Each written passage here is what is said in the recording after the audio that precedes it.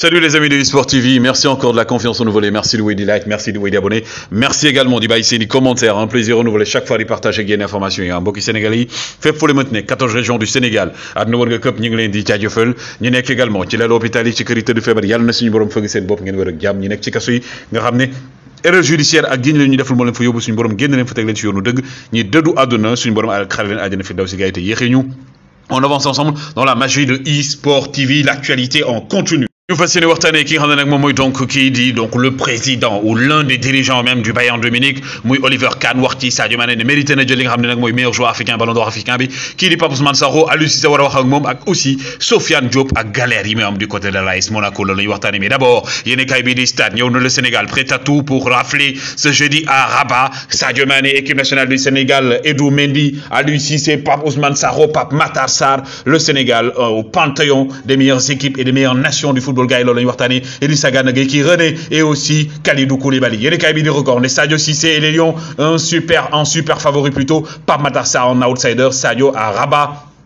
tey jii nii egg na fa l'enfant de Bambali Kaiser Mané Gaye egg na foofu noonu yéen kay bi di Rewmi Sport ñëw ne Sadio et Mendy dans le trio final Portugal un joueur sénégalais sous le coup d'un licenciement loolu la ñuy waxtaanee mais aussi gars yi li nga xam ne nag moom mooy donc kii di Edouard Ndiol Coumba Dogoré Mendy Sadio Mané les deux favoris pour le Ballon d'Or africain 2022 suñu gaynde yi ndaw nag U20 yi tournoi UEFA bi mi ngi waaj a commencé Sénégal Gambie ñoo bokk poule les poulains pour man génération bi léegi lañ ko war a préparer et aussi parenthèse félicitations à la fédération sénégalaise de football parce que petite catégorie gars yi quoi qu'on puisse dire ak club yi ak centre de formation yi ñu ngi def liggéey bu am solo l'AS Monaco de Crépin Diatta mais également de ki nga xam ne aujourd'hui il peut être au niveau de l'équipe nationale du Sénégal vous le savez il a la double nationalité allemande et aujourd'hui wax na ne moo dafa bëgg ñëw équipe nationale du Sénégal gis ngeen leen ak seen maillot muy Jacobs pendant ce temps aussi ñii di la Juve la vieille dame avec Ángel Di María wane nañ seen maillot extérieur la Juventus de Turin bi nga xam ne ren objectif am gars yi du leen lu dul jëlaat Scudetto bi nga xam ne gars yi 2 ans ngi nii la Juve mënatul jël li nga xam ne mooy Scudetto bi kii di Gabriel Jesus daje na ak Pato sa référence son idole Pato bi nga xam ne aujourd'hui moom pour man il deful carrière bi mu waroon def en matière de football moom sax benn moo wax na ko am na yu bëri yoo xam ne tey na bu démb doon kon tey du ko def en tout cas Gabriel Jesus est une bonne dynamique ki nga xam ne aussi mooy donc Kylian Mbappé moom ak équipe de France maillot bi mooy le Foot Headlines wax ne mooy nekk seen maillot extérieur le maillot extérieur de l'équipe de France jëm ci coupe du monde 2022 ca Qatar Sénégal dana fa nekk kenn ki nga xam ne kenn xamagul ba tey fan lay nekk muy ki nga xam ne mooy Cristiano Ronaldo kii nag di Piers Morgan di benn proche bu Cristiano Ronaldo nee na xaw ma Cristiano Ronaldo donc tey fi ne li mën a wax mooy que ne gëw ma ne moom dina wëyaat di sol maillot Manchester United mën na dem ci club boo xam ne kenn du ko fa foogee ki nga xam ne nag foogee wuñ ne moom mi ngi suivre peut-être FC Barcelone nii mooy Jules Koundé mi like li nga xam ne mooy donc photo bi Ousmane Dembélé def muy Ousmane Dembélé Aubameyang kii di Lewandowski ak également Kessié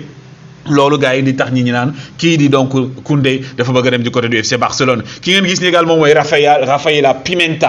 Pimenta kii moo remplacé ki nga xam ne mooy donc Mino Raiola mi génn àdduna moo nekkoon donc associé am nekkatu fi moom moo jël ren ni moom moo jaay ki nga xam ne mooy Matthijs de Ligt moom également moo jaay joueur yu bëri jamono ñi nga xam ne bokk na ci Paul Pogba la Casablanca le Real de Madrid est aux États-Unis ñi ngi nii di s'affronter ak seen supporters le tenant du titre de la Ligue des Champions le club le plus titré gars yi ñoom actuellement ñi ngi waajal cette saison ce sera l'équipe à battre par toutes les équipes d'Europe mais aussi l'attaquant que tout le monde va suivre en Europe mooy ki nga xam ne mooy kii ngeen di gis di Erling Braut Haaland moo ànd ak kan ki ngeen gis ko àndal moom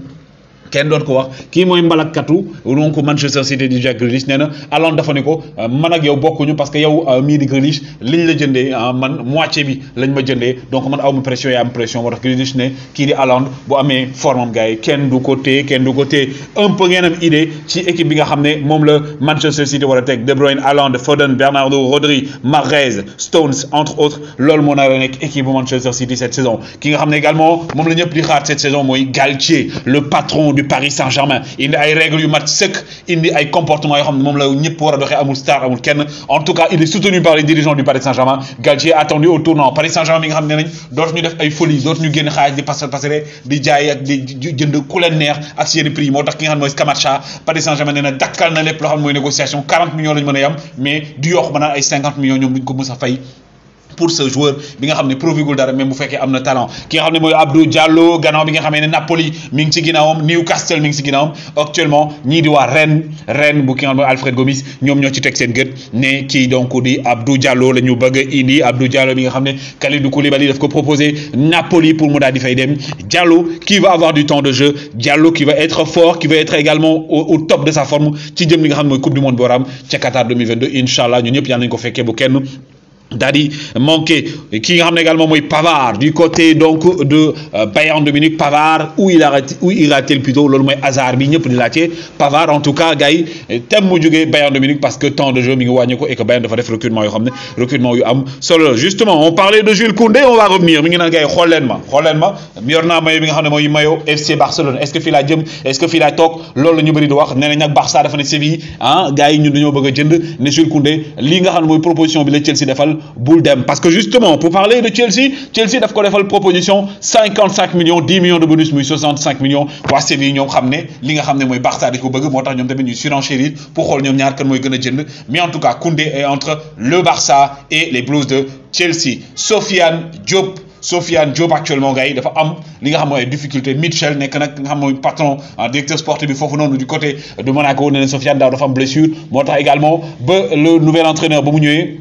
donc amatul le temps de jeu nekkatul titulaire Sofiane Diop également saison bi du neex ci moom parce que Crépin est de retour gars yi renforcé nañ Minamino mi ngi fa mais Sofiane Diop en tout cas gars yi Sofiane Diop Mitchell nee na il espère que ne dina mën a xeex pour am place am Sofiane Diop bi nga xam ne il faut rappeler que il est international espoir du côté de la France du côté de Rabat au Maroc gars yi li carte World bi tey lay am Sadio Mané yegsi na Aliou Cissé est arrivé depuis hier il y a d'autres joueurs yoo xam ne egsi nañu mais également ce qu'il faut savoir mooy que ne El Tactico le sélectionneur de l'équipe nationale du Sénégal, la meilleure équipe africaine, l'une des meilleures équipes du monde, Sidi. Donc le Sénégal, Aliou Cissé, Migifo, et il va recevoir, Inch'Allah, son trophée de meilleur sélectionneur. Depuis 2015, Migifi, chaque fois, mais Bren, c'est presque assuré à plus l'infini % qu'il va être le meilleur sélectionneur. Mais aussi, Aliou Cissé, dina fa dajé kenen muy Pape Ousmane Sakho, Pape Ousmane Sakho. Le gosse, techniquement, il est parfait, d'accord? Li nga xam également mooy sur le plan de l'organisation, sur le plan également de l'énergie, sur le plan également li nga xam mooy joxewu il est ouvert à se sacrifier pour cette équipe mais aussi c'est un gosse sérieux muy Pape Ousmane Sakho mi nga xam ne aujourd'hui Aliou Cissé dina daje ak moom peut-être pour wax ak moom li nga xam ne moo jëm ci équipe nationale du Sénégal donc xaar leen et c'est sûr qu'Aliou Cissé comme ni def ak ñoom Mbaye Diagne dina ko wax prépare-toi parce que mën nga ñëw ki nga xam ne également ngeen gis ni di Oliver Kahn nee na kii di Sadio Magnifique Kaiser Mané le nouveau patron de l'Alliance Arena démb premier match premier but benn passe décisive ñaari but sur hors-jeu moom nee na Sadio Magnifique Mané mérite de remporter pour la deuxième fois de sa carrière le titre de meilleur joueur africain kii di Samuel Eto'o également a beaucoup de respect pour Sadio Mané aujourd'hui également il sera présent Sadio Mané mi nga xam ne démb wane na boppam premier match gars yi defal naa leen benn analyse bu ndaw après dina leen defalaat benn analyse li nga xam ne mooy le jeu de Sadio Mané aujourd'hui au sein et aussi le rôle bi mu war a am aux côtés donc des joueurs du Bayern de Munich et notamment aux côtés de